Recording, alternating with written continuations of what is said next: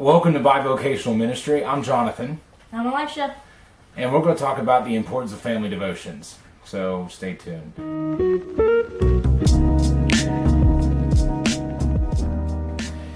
One of the things that our family takes very seriously is the command or teaching in Scripture that of the raising your children and the nurture and admonition of the Lord.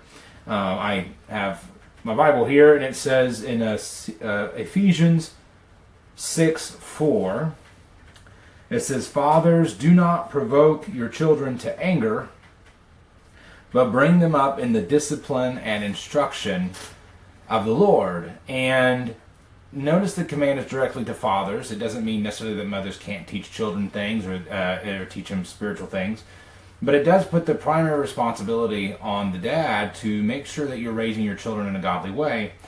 And I was raised in a context that basically what that meant was you make sure you have your children in church. And I couldn't tell you how many dads I've heard over the years say, "I've always had my children in church. I made sure they were in church every time their doors were open."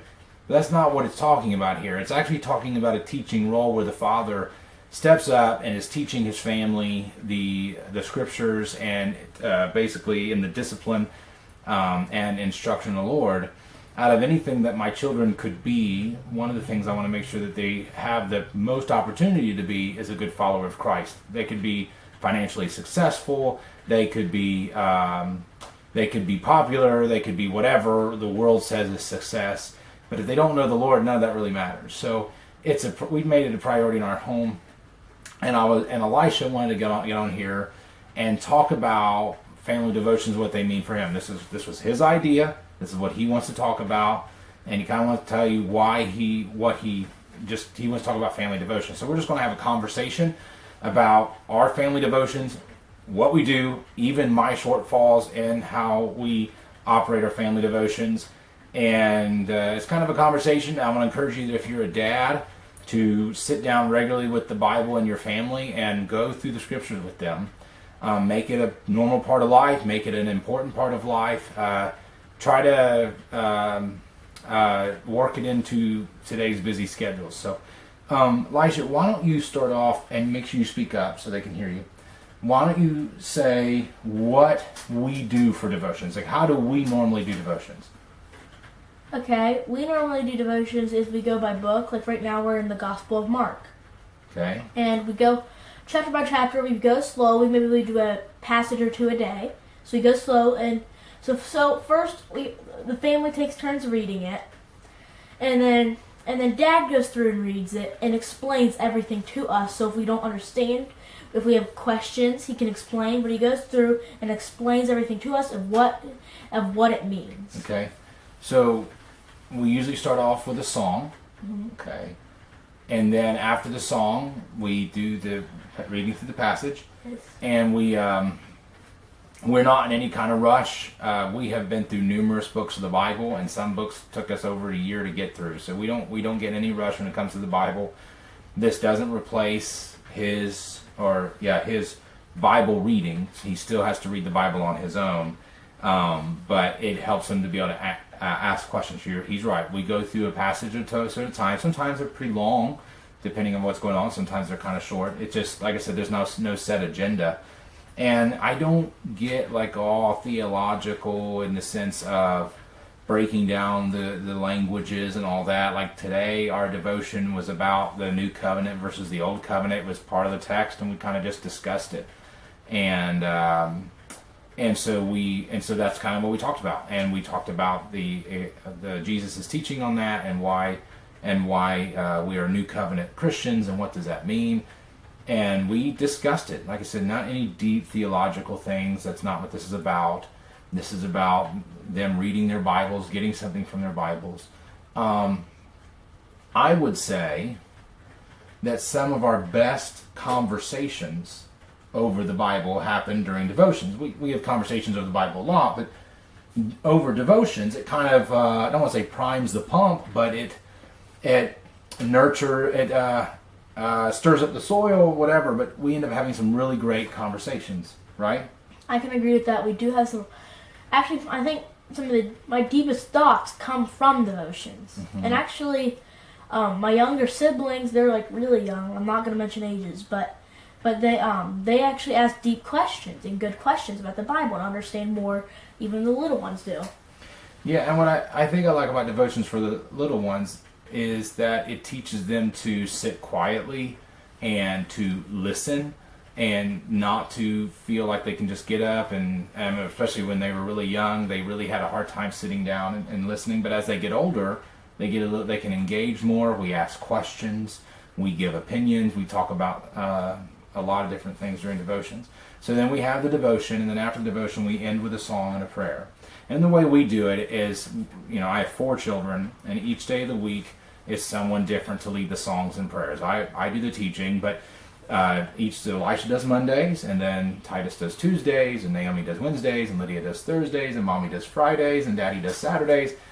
And that's kind of our system. And during those days, they pick the song we sing, the songs, because there's one in the beginning, one in the end. And then we also do the prayer.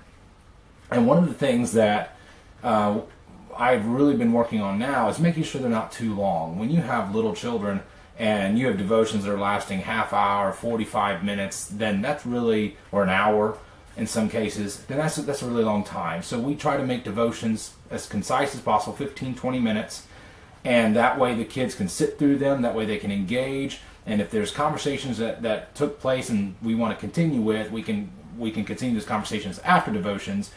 But we go ahead and end the devotion for that. Now, I am not always the best at being faithful to make sure to do it all the time. I fall off the wagon all the time. I'll be very faithful and we'll have devotions every day, literally every day except for Sunday because we're at church. Every day, and we will be on it, and we will be having devotion every day. And then I go through a spell if I get really busy, or something jumbles up in our life where things aren't normal. I will miss. And then Elisha usually comes to me and says, "Dad, we haven't done devotions for a while." And we're like, "Yeah, you're right." And so we get back into it. So there's definitely no perfection on my end, but it is a discipline that we try to do. What's your favorite part about devotions? I would probably say it was probably the good conversation and questions and the discussion. Mm-hmm. I mean, I really like the songs. I mean, because we learn songs, then we sing them, the ones we know, and we pick songs and lead songs. So it's just really cool. But I really would say my favorite is the family discussions and the actual reading part. Because I like it when people ask questions. I like getting my questions answered. It's just like a big family time where everyone can learn. Even sometimes the parents might learn something. Oh yeah. We learn together. It's not. I mean, I have some training in my background. Of course, I've studied some of this stuff for a while, but we all learn. I learn, Mommy learns, Elisha learns, Titus learns, the girls learn, and it's something we do as a family. And it's a great time for us to have conversation over spiritual things.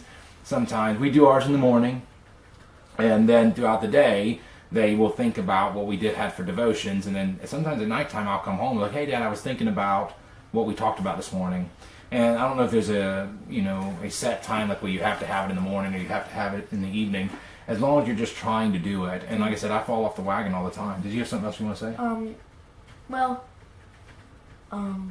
Devotions is kind of just like a big family discussion. Yeah, I mean, I think one thing we could compare it to is like a meal. It's a spiritual meal for the family. It's us, because, when we do our personal devotions, we have our individual plates and we're feeding ourselves. But we try to have family meals together. We're not, like I said, we're not perfect at that either. We try to have family meals together, and this is our spiritual family meal. And we try to do it every day except for Sunday. And that way we're together, we're discussing the Bible, that way the kids will grow. And I'm just going to say, I grew up in church, and he knows more Bible now than I did probably when I was in middle school, high school. I mean, he just, because of these conversations, devotions, because of the regular routine of reading our Bibles and things like that. So that's very important. So when he gets older, I mean, you raise him up in the Lord, and you have to believe that it's going to bear fruit in their life somehow. So I do ask a lot of questions in devotions. he asks a lot of questions in devotions. But let me say this. He sometimes asks better questions than many adults that I work with. He asks some deeper questions. I'm like, man, I said, if I had these kind of questions from adults, I would be ecstatic. He sometimes asks tremendously deep questions, and that sometimes are not easy to explain, but they're good for me, because then I have to explain them. So, do you have anything else you want to add? Well, I know some people. I mean, I see a lot of families when I visit some families or stay the night with some of my friends. Most families do devotions, but they do it. They have like the little booklet. I say like family devotion something. So I was staying the night at my best friend's house, and they did devotions, and the dad had a booklet, and there was a passage for each day, and he read a passage, explained, and asked some questions, and then closed the passage with it. So you can do it either way. You can get a booklet, or you can do how we do it out of the Bible. Yeah. Doesn't really matter. All right. Well, that's what we came on here for. You guys have a great day, and God bless.